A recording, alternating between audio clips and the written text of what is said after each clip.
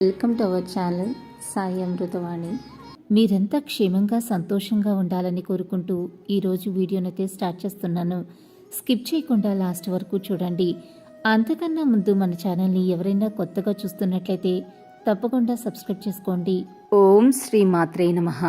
ఈరోజు అందరికీ తల్లి అయిన శ్రీ లలితా పరభట్టారిక జగజ్జనని ఆదిపరాశక్తి తన బిడ్డలకు అందించే దివ్య సందేశం గురించైతే ఈరోజు తెలియజేస్తున్నాను. కర్మ మార్గంలో ఎప్పుడూ కూడా పరీక్ష గడియలు వస్తూనే ఉంటాయి బిడ్డ. ఆటంకాల రూపంలో, సవాళ్ల రూపంలో. ఎవరికైతే వాటిని నిరంతరం ఎదిరించగల సామర్థ్యం ఉంటుందో వారి యొక్క జీవితాలే వడ్డుకు చేరతాయి. కామేశబద్ధ మాంగళ్య సూత్ర శోభిత కందర. ఇది అమ్మవారి యొక్క 30వ నామం. ఇది 16 అక్షరాల నామం. ఈ నామంతో అమ్మవారికి నమస్కరించేటప్పుడు కామేశబద్ధ మాంగళ్య సూత్ర శోభిత కందరాయే నమః అని చెప్పాలి. కామేశ అంటే పరమశివుని చేత, బద్ధ అంటే కట్టబడిన, మాంగళ్య సూత్ర అంటే మంగళసూత్రముచే, శోభిత అంటే పవిత్ర సౌందర్యంతో ప్రకాశించుచున్న, కందర అంటే మెడగలిగినది అని అర్థం. అమ్మవారి మెడ పరమశివుడి కట్టిన మంగళసూత్రం చేత పరమ రమణీయంగా శోభిల్లుతుందట. పెళ్లి జరగంగానే వధువుల యొక్క మెడలకు ఈ మంగళసూత్రంతో కళ మరింత పెరుగుతుంది. పవిత్రత, వ్యక్తిత్వం, బాధ్యతలతో కూడిన సౌందర్యం దౌత్యకమవుతుంది. మంగళసూత్రం వివాహానికి చిహ్నం.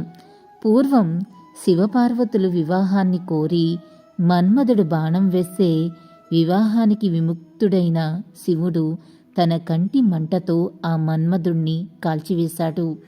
మళ్ళీ అదే శివుడు వివాహ చిహ్నమైన మంగళసూత్రం అమ్మవారి మెడలో తర్వాత కట్టాడు.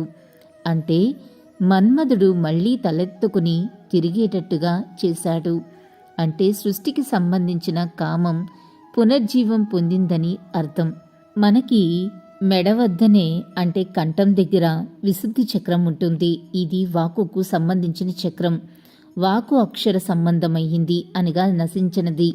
ఈ సూత్రం కూడా అలాగే ఈ వధూవరులు ప్రేమబంధం నశించకుండా ఉండాలని సూచిస్తుంది. ఈ విశుద్ధి చక్రం వద్ద 2 దళాల పద్మం ఉంటుంది. ఈ 2 దళాలు కూడా శివపార్వతులు. ఇవి వాక్కు అర్థాలను సూచిస్తాయి. ఇక్కడే హంసద్వంద్వం ఉంటుంది. ఒకటి సాకారం, రెండవది హాకారం. ఈ 2 ఉచ్ఛ్వాస నిశ్వాసలను సూచిస్తాయి. మంగళసూత్రం మెడలో ఉంటుంది. ఈ మెడ తలను మొండాన్ని కలిపే వంతెన లాంటిది. తల కారణాన్ని, మొండం అంటే కార్యాన్ని సూచిస్తాయి. ఈ కారణ కార్యాలే సంకల్ప కల్పాలైన శివపార్వతులో పురుష ప్రకృతులు. ఈ ఇద్దరూ ఈ సూత్రం చేత సంధింపబడతారు. పరబ్రహ్మ నుండి ఈ సృష్టి దాకా ఉండే బ్రహ్మసూత్రమే ఈ సూత్రం. మన లోపల మాట్లాడుదామన్న అభిలాష అనే ఆనందం నుండి మాట్లాడే వరకు ఉన్న అనుభవమే ఈ సూత్రం. మంగళసూత్రధారణ దక్షిణ భారతదేశంలోనే కానీ ఉత్తర భారతదేశంలో లేదనుకునే వారికి ఈ నామం చక్కని సమాధానం చెబుతుంది. వ్యాసుడు ఉత్తర భారతదేశం వాడే. అమ్మవారు కూడా ఉత్తరాన ఉన్న హిమవంతుని యొక్క పుత్రికయే, ఉత్తర భారతవాసియే. అంటే ఈ మంగళసూత్ర నామం రాసినవారు, మంగళసూత్రం కట్టించుకున్నవారు, కట్టినవారు ముగ్గురు కూడా ఉత్తర భారతదేశవాసులే.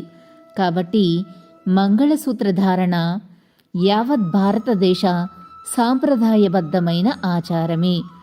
వివాహాలలో మంగళసూత్రధారణ జరగబోయే ముందు ఈ లలితా సహస్రనామ స్తోత్రంలోని శ్రీమాత అనే మొదటి నామం నుండి కామేశబద్ధ మాంగళ్య సూత్ర శోభిత కందర అనే ఈ 30వ నామం దాకా చెప్పి సూత్రధారణ కార్యక్రమాన్ని నిర్వహిస్తే కనుక సందర్భశుద్ధి కలిగి నూతన వధూవరులకు ఆ శివపార్వతుల యొక్క పవిత్ర శుభాశిస్సులు నిండుగా ఉంటాయి. పరమశివుని చేత కట్టబడిన మంగళసూత్రముచే శోభిల్లు కంఠం కలిగినది అని ఈ నామానికి అర్థం.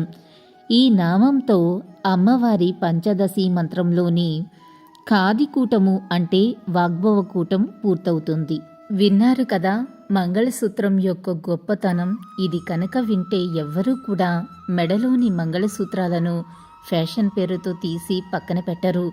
ఎప్పుడైతే అమ్మవారిలాగా మన ప్రవర్తన, నడవడికి, వేషధారణ ఉంటుందో అప్పుడే అమ్మ యొక్క అనుగ్రహం మన మీద ఉంటుంది. ఈ రోజుల్లో స్టైలు, ఫ్యాషన్ కారణంగా మెడలో మంగళసూత్రాన్ని తీసేస్తున్నారు. అదేమిటంటే మాది సాంప్రదాయం కాదు, మాకు లేదు అంటున్నారు. యావత్ భారతదేశం కూడా ఈ విషయంలో ఒకటే ఆచారమని అమ్మ యొక్క నామమే చెబుతుంది. భార్యాభర్తల యొక్క అన్యోన్యత శివశక్తుల నుండి మనం గ్రహించాలి.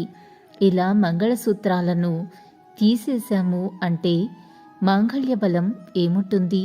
అందుకే త్వరగా వైధవ్యం ప్రాప్తిస్తాయి. ఇవన్నీ వాటి యొక్క అనర్థాలే. అమ్మ ఏనాడు కూడా తీయలేదు కాబట్టే శివయ్య విషం మింగినా కూడా అమ్మ యొక్క మాంగళ్యం ఎంత గట్టిది, ఎంత గొప్పది అని చెప్పటానికే మనకి ఈ నామం యొక్క ఎంతో విశేషమైన అర్థం దాగి ఉంది. అందుకే ప్రతి ఒక్కరూ కూడా ముందు మన యొక్క ప్రవర్తనను మార్చుకుంటే, అమ్మవారిలాగా ఉంటేనే అప్పుడు అమ్మ దయను మనం తొందరగా పొందగలుగుతాము. ఎందుకంటే అమ్మవారిలాగా ఉంటేనే అమ్మకి ఎంతో ఇష్టం. అలాంటి అలంకరణ, ఆ విధంగా పద్ధతులు పాటిస్తేనే అమ్మకి ఎంతో దగ్గరగా ఉంటాము. ఆమెకి నచ్చినవన్నీ మనం చేస్తే అమ్మకు దగ్గరగా ఉండి అమ్మ యొక్క కృప తొందరగా పొందుతాము. ఇలాగే లలితమ్మ సందేశం రోజూ వినాలి అని అనుకుంటే మన ఛానల్ని సబ్స్క్రైబ్ చేసుకుని సపోర్ట్ చేయండి. అంతవరకు సర్వే జన సుఖినో భవంతు. Thanks for watching.